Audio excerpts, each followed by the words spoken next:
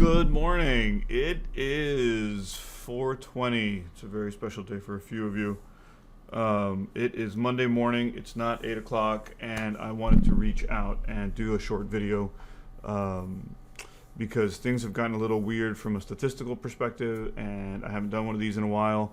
I meant to do these on Thursday and Friday, but we had some issues. The website that I've been using to do these projections kind of locked up their stuff on the 15th, and I couldn't really figure out why. I was thinking about this all for the last 4 or 5 days, and then I came across this article that talked about New York City adding an additional 3,800 probable virus claims to the death toll. And so this is something I have never seen in statistics before, and it's something that we can clean up after the fact later. Basically, New York has said, we are not going to count just those people who are confirmed for symptom coronavirus deaths. We're also going to count those people that we may perceive that are probably coronavirus deaths, but are not yet at this time confirmed to do that. And so if we look at our curve, and before I do this video, I downloaded the reported deaths in the previous couple of weeks. And this is Tableau is a program that we use at the university. We actually teach it to your kids, which gives us an opportunity to do some fun playing and modeling. You can see that the normal curve is still in effect. We still have this normalcy, and hopefully we're bottoming out. This is going to come back down here in a minute. But our prediction is that we would be here and here, and you have this potential outlier and this potential outlier. This guy's a little high. I think this is the 14th, and this is the 16th. I think I'd have to go back and look specifically at the data. But the point is, these spikes are, more than twice as much as we predicted, right?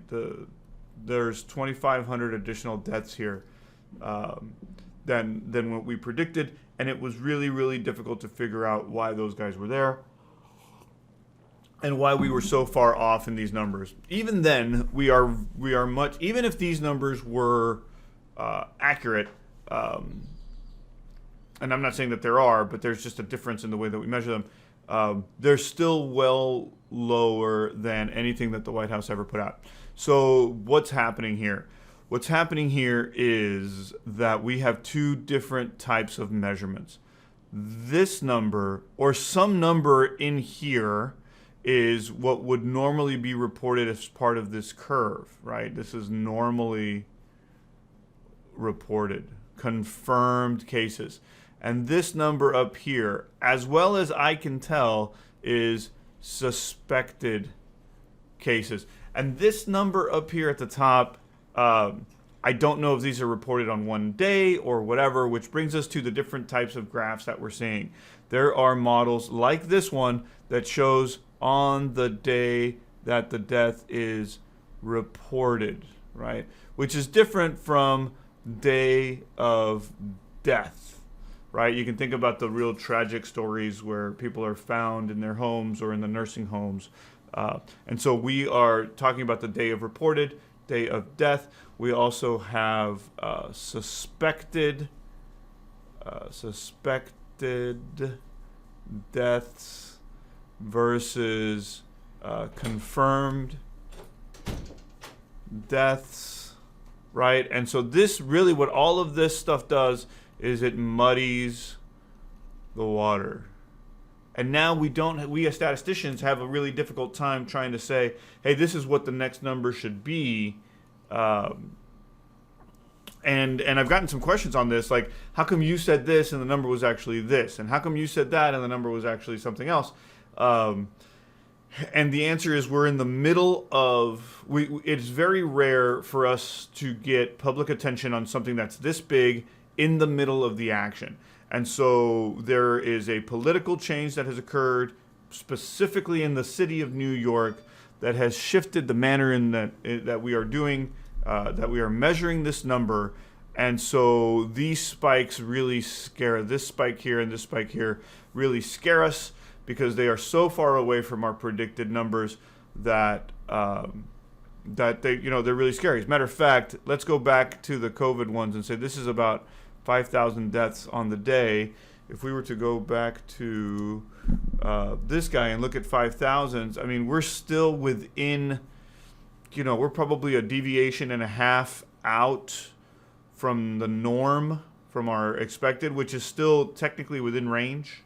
But it's really weird and it's really tough. What I would suggest to you, until we can figure out a data set where we can sort out suspected cases and non-suspected cases, because as far as I know, the city of New York is the only entity that's doing suspected cases as opposed to confirmed cases. And now we have that problem of measurement where this one place, particularly a place that has this huge concentration, is measuring different than from everybody else. Now we have to figure out a way to measure that. That's difficult to do when you're in the middle of the thing. And so my suggestion to you is this particular curve on the IHME curve has been pretty good in terms of figuring out where we are. And so if we treat these two as outliers for now, until we can sort out the data in real time, then we can kind of see that we're kind of, getting past, we kind of see that we really are leveling out. And so between this period here, let me change the color to something else. Between, last week, early last week to late last week, in this 1 week period, we kind of have this leveling out period if you ignore the outliers, right? If you cut these guys out, it looks like we're leveling out. And so I would suggest to you that if you've been watching these videos and you go back and take a look at them, that this model's still fairly good. Or I should say, let me switch over to it. This model is still fairly good. And at this point, it looks like I may have to do some of these from scratch instead of relying on the pretty graphs. So you may not get pretty graphs on the next one, because I don't think that these guys are going to update their numbers either until they figure out what suspected deaths are compared to confirmed deaths. And it changes the way that we model this thing. It's very difficult to go halfway through this and then change the model and then say, oh, everything's still the same and everything's fine and this is what we project. And so in one way, New York City is trying to take care of their population, and in another, they're totally messing up our ability to project, when we're going to be on some sort of serious downslope. And I'm not talking about temperatures, and I'm not talking about spread or that kind of thing. And so we are now at April 20th, and we should be starting to see on the nationwide scale a downslope on that one. We've already done these in another video because these data has not been updated, but let's go back to Texas. Texas has a slight right shift, and it looks like we're going to hit a downslope sometime next week. I think we have continued corrections here. Man, those Texas numbers are much lower than we expected them to be, and so that's great and much sooner. I would still aim for May 1st, and we're about to have this debate that has just started about when it's okay to get normal, and there's protests and all sorts of stuff going on. I would suggest to you, if you're looking at this, that we're looking at a single hump data curve, and I say that's a single hump data curve because the model that we've created, the normal standard distribution, is by design a single hump, right? And so we're not talking about a second hump, but the question has come up. And so there is this great piece of study that Nature has picked up from Stanford that talked about the manner in which we measure antibodies.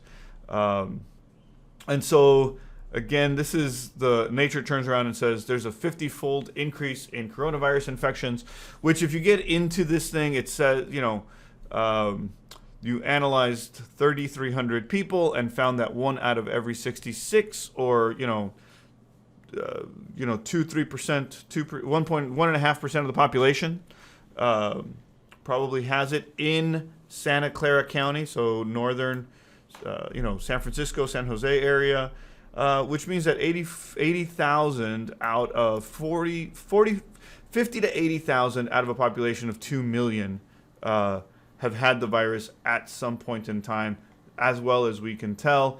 That is 1.5% to 2% of that population in California. I read an article this morning that talked about Chelsea, the city of New York, had something like 30%.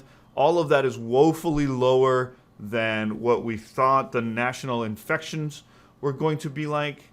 And so I would suggest to you that this thing is not over, that the models that we see are going to be accurate, but there probably will be something in the fall, or there will be, some continuation, which brings back the debate about whether or not it would be appropriate to go back to work on May 1st. And I think we're going to save that for another debate, or maybe another online video interactive session, because now we're talking about my personal opinion, my professional opinion is that the whole point of flattening the curve was to ensure that we are within capacity, so that we are able to prevent the preventable deaths. And that's a different discussion than being able to prevent unpreventable deaths.